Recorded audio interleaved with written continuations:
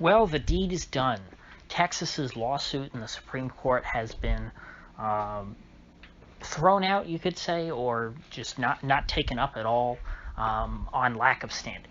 Supreme Court will not even hear the case. They don't care what Texas's argument on constitutionality is. They say, you have no injury, get out. And I'm not very disappointed by this. In fact, what I had said, would be a possible good outcome of this whole situation is playing out exactly as I'd hoped. This was one of two positive outcomes that I would have hoped for. Either that the case is just completely shut out outright and people lose faith in the court system entirely, that people start to think that the courts are a total sham that won't protect us. Or, alternatively, the case gets taken up by the Supreme Court and they rule in favor of Texas, essentially throwing the election to Trump, which would create an immense amount of chaos. And so to me, as long as the Supreme Court didn't take up the Texas case and then make a good argument, against Texas, saying why Texas is wrong and why, they were ruling against them on the merits, I thought that this situation was guaranteed to convince one side or the other that our system is totally broken and that they need to essentially remove themselves from the Union, peacefully separate themselves, disassociate from the other half of the country, because there's nothing left as far as they're concerned to unite them. That the game is rigged against them. Because that's exactly how the right feels right now, and that's exactly how the left would feel if the right had won in this case. And I have to say, I was expecting at least that that people would feel very alienated by this, and I thought, well, that's good, because then that'll get people to start doubting, the courts and our established government and things, and maybe later on down the road, people would start talking about secession. Well, actually, what ended up happening was last night, the chairman of the Texas Republican Party, Alan West, came out and advocated for secession, which is great. I mean, that's way better than I even hoped for. Alan West said, because the way that Texas laid out this lawsuit was very smart.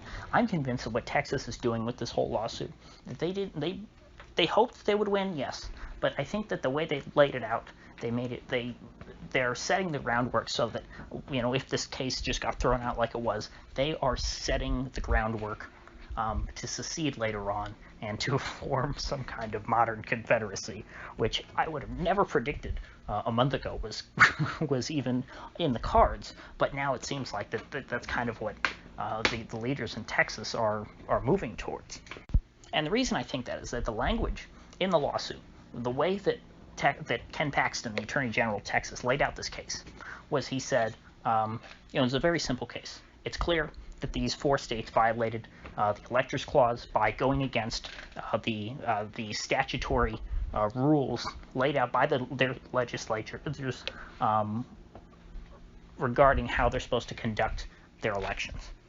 His point was that it's obvious that they violated the Constitution, so as long as, so the Supreme Court here can either choose that Texas has standing to sue because Texas is a party to the Constitution. The Constitution is a compact between the 50 states, and so obviously if one state violates the Constitution, nobody would have a greater standing to sue in that situation than another party to that contract, because that's what the Constitution essentially is.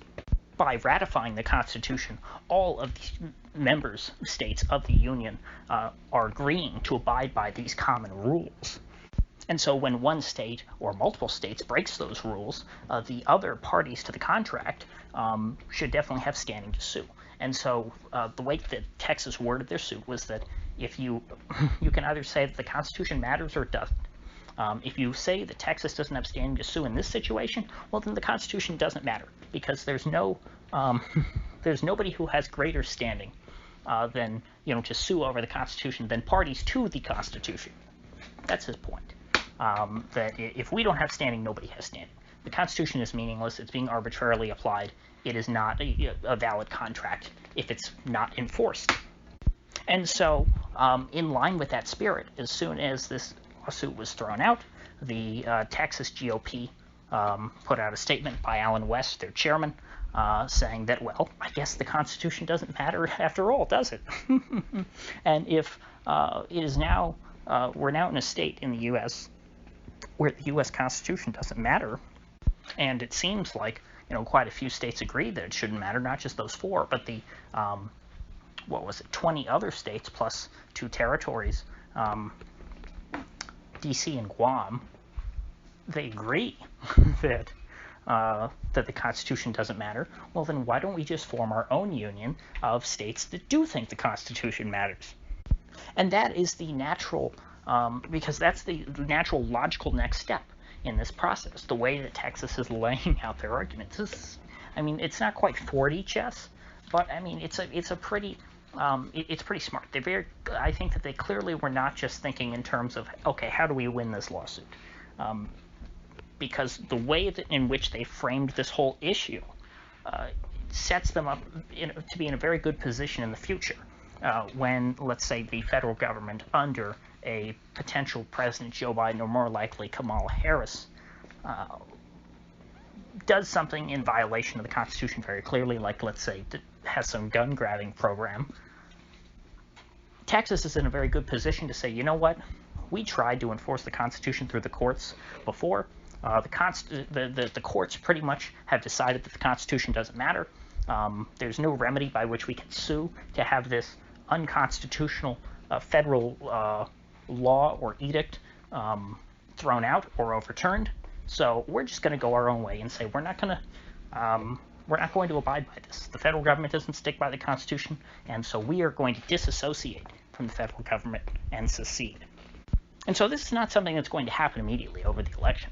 I think it's going to happen when you have a big issue, like something over guns, because what they're doing is they're laying the groundwork by establishing that the Constitution is not being followed, that we are in a post-constitutional era, which, in my opinion, we have been for a very, very long time. But this is making it clear in people's minds. And something else that's very strategic about all this is that the person calling for secession is Alan West, who is a black man who was living in a former Confederate state. If you had, some, white guy with a lazy eye like Ken Paxton come out and say that, they'd go, oh my gosh, the South is trying to rise up again and enslave black people, and they do some kind of race baiting thing. They can't really do that so much with Alan West since he is black, and he's not like Colin Kaepernick black or Cory Booker black to where they have to tell you that they're black for you to realize that. He's an actual just normal black guy. So just instinctually, it doesn't make sense to have that knee-jerk race baiting, oh my God, you're a neo-Confederate slavery supporter. And so if they can't do that to Alan West, what he's doing is he's clearing a path so that other people can start saying it. He's normalizing this idea by doing this. Right now, it's a very radical idea, but he's gaining support. I looked at, I know this is going to sound silly, but I looked at all of his tweets from last night about this issue, and he did have a lot of pushback from lefties, but I did not see right-wingers pushing back on him, and more importantly, he didn't get ratioed on any of his tweets. You know who I did see that got ratioed?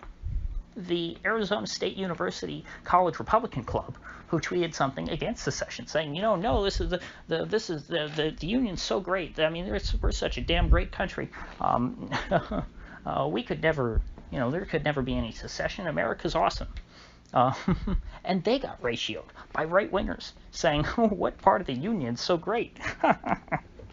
And so things are progressing faster than even I had hoped.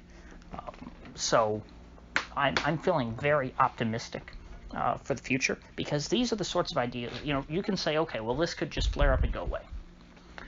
That might be true. I don't think that this will be I don't think that right now we're on a, secession is straightforward from here. No, there's other things that have to happen. So I think that this initial fervor will calm down. And it's not, 50% of the population that is feeling, that way right now anyway. But what this is doing is it's introducing this idea to people that this is an option. That, we could just say, no, we're not going to deal with Washington anymore. No, we're not going to deal with federal elections anymore. No, we're not going to deal with blue states anymore. And again, the other important thing is that this is centered in Texas. If this was centered, if the center of the will to secede and to be an independent state was in, I don't know, Arkansas, that wouldn't really matter much because Arkansas is kind of isolated. There's not a lot of people in Arkansas. If Arkansas left the Union, would it make that big of a difference? I mean, the U.S. would lose, the Republicans would lose a few Senate and House seats and, some electoral votes, but overall, it wouldn't make a huge difference. But if Texas were to secede, not only is that a huge part of the population, so that represents a substantial portion of, Republicans in the country. It's 36 House seats, 2 Senate seats, and 38 electoral votes. If Texas leaves the Union, the Republicans will never control the House or the White House again. They'll never be able to win. They'll be totally unviable. And so all the red states that would be left in the Union once Texas secedes will be totally disenfranchised. They will have no power. And the left will be able to run roughshod over them and do whatever they want. And so those states will have much more incentive to leave once Texas is gone. And every time a state secedes from the Union, that is going to weaken the Republicans and the right within, the rump state, the rump union. And so that will just increase the fervor for the remaining states to secede. So this is the stage that we're at now. We need this to me is the beginning of the next stage. At this point, I don't care so much, if Trump stays in. If Trump stays in, that would be great, because then again, you would have the same effect, but on the left, where the left would be going nuts and wanting to leave the country, because to them the whole game is rigged. But at this point, the Texas suit was the most rock-solid case I've seen on any of this. The Supreme Court wouldn't hear that case. They're not going to hear any case on the election. At least they're not going to hear any case that would help Trump. So if the lower court ruled against Trump, the Supreme Court is not going to take the case. Now, maybe if you have a situation like in Wisconsin where you have a sort of conservative-leaning Supreme Court that might rule in Trump's favor on, outside chance, and that gets appealed by the Democrats up to the Supreme Court might take it and strike it down there. Because they've kind of invested now in the whole idea of a Biden presidency at this point. So assuming Trump does not make it now, and it's not like Trump would go away. I mean, God no, Trump is going to be one of the most prominent political figures in the country until he dies, I'm sure. I mean, he is symbolic of of the steal. I mean, you're not going to have the steal without Trump. He's the reason why a lot of people now are going to be introduced to this idea that screw the left, we're going to leave them. I think that it's very possible that if we get to the point to where there is some kind of constitutional crisis, because that's really what would lead to secession, because that's where we're in now. This is a constitutional crisis. It's not what the media normally calls a constitutional crisis isn't, because they call things that have nothing to do with the a constitutional crisis essentially is when the Constitution is not being forced, when it's being broken, and there's no remedy. A constitutional crisis is not something where, for example, let's say the courts threw out the Electoral College results for a few states, and then neither President Trump nor Joe Biden got 270 electoral votes. That's not a constitutional crisis, because the Constitution says what to do when there is no majority in the Electoral College. That goes to the House. We know that. But a true constitutional crisis is when you have one side saying, "Hey, the Constitution is being broken," and the other, and there's no recourse, which is where we are now. I don't think that this will be the crisis which leads to secession, but it is going to be precedent for the next crisis. And at that time, Trump could become one of the chief proponents of the idea. Let's say that Texas decides to hold an independence referendum after there's some big major announcement of an unconstitutional gun control program. Trump could go and campaign for it and say, "I'm going to be the president of Texas," which I'm sure would be much to the chagrin of somebody like Ted Cruz or whoever else would want to run to be president of Texas. But actually, what I think would happen, because Trump does now live in Florida full time, or at least most of the time. That's his primary residence now, is in West Palm Beach. We here in Florida probably would be, one of the first to follow Texas's lead, because I do think that Texas is going to be the first state, because they have that history, that spirit of independence, the idea of the independent Republic of Texas, which once existed. Nobody really remembers the Republic of West Florida. Yes, there was an independent. Actually, there were two. There was a Republic of East Florida too. There were two independent states founded by American pioneers in Florida, just like what happened in Texas, but the Republic of Texas has a much more established history. They weren't just sort of puppet states of the U.S. So I think for practical reasons, and and also because this is Trump's home state now. If you see Texas pull out, there's no way that Florida stays in. And without Florida or Texas, every other red state in the country is going to run for the exits, because it's like, oh my God, we just lost 38 and 29 electoral votes. There's no way to recover from that. What is that, like almost 70 votes? At that point, a Republican will be lucky to get to 200 electoral votes, let alone 270, if you get rid of Florida and Texas. So as I said, there will be a cascading effect. It's just, you don't have to worry about all these other states. Once one goes, the rest will have to follow their lead. They'll have, there'll be nothing much else that they can do politically.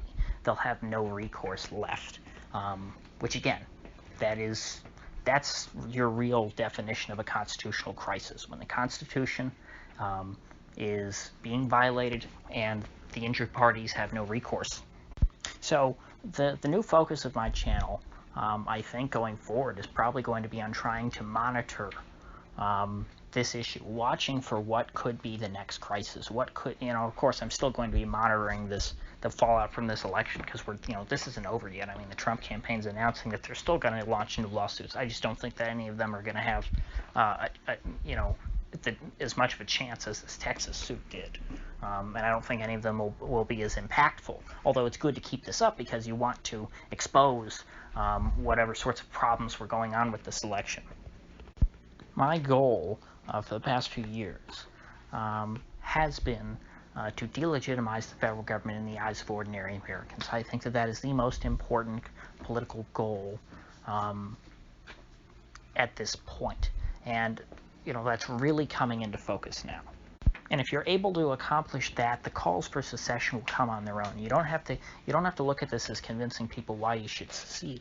Let them come to that conclusion on their own, using the Socratic method. That's really what Texas is doing. They were doing that, and then Allen West just came out and said the words. So that's just planting the seed in people's heads. I don't think that that right now what you're going to see out of Texas is a big push to secede. But this is the beginning of the conversation. That conversation is going to go on. It's going to continue. People are going to talk about it in Texas. People should be talking about it in other states. And then finally, when there's a good opportunity, they'll come out and push hard for it. Which you still need to do while Texas is heavily red, because that's going to be a tough thing to get passed. Look in Scotland. Scotland couldn't even pass their independence referendum. But frankly, if there's a big constitutional crisis, that might be a good opportunity for the state legislature to secede unilaterally. That's using example outside of the United States. That's what Rhodesia did when they had a constitutional crisis, essentially with Great Britain, which was they were a colony of Great Britain. They unilaterally declared independence. Of course, in the 1776, the founding fathers also, declared independence unilaterally. They didn't hold a popular vote to declare independence, and the same was true with the Confederate States back in 1861. They held conventions, which is a little different, which was basically what the founding fathers did too. They held a big convention, and had delegates go, which were not the same as as their state legislators, and so maybe there would be some process like that. But either way, the solution's going to be on the table now. I don't think you're going to have you're going to have a situation to where nobody was talking about this and then all of a sudden they do it. You have to put the issue on the table for a while, let it sit there, let people think about it, and then when the time is right, people will pick up that option on their own.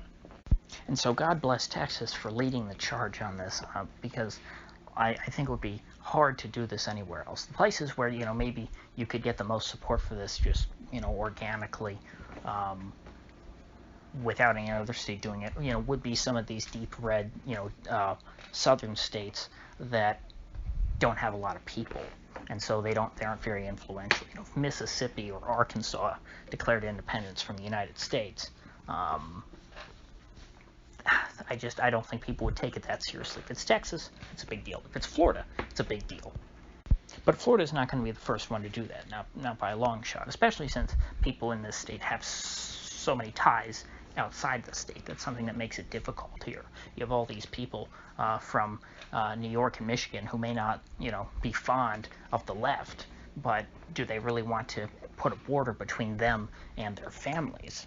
In the abstract, they may not, but if you put a little pressure on them and you make it clear to them that, hey, Texas is gone, Alabama's gone, Mississippi's gone, you're going to be dominated by the left for the rest of your life unless you go independent too. There's not enough red states left. You are you're part of a small minority now. So yesterday was a watershed moment, I think, in American history. I think that it will be remembered that way. And I'll probably have more thoughts on this topic tomorrow, but that's about, I think, all I have to say for today. So if you gain anything of value out of this video, I'd appreciate you clicking that like button, sharing this video, and if you haven't already, please do subscribe because I do upload every day, and I'd hate to have you miss one. So I'll see you folks back here tomorrow.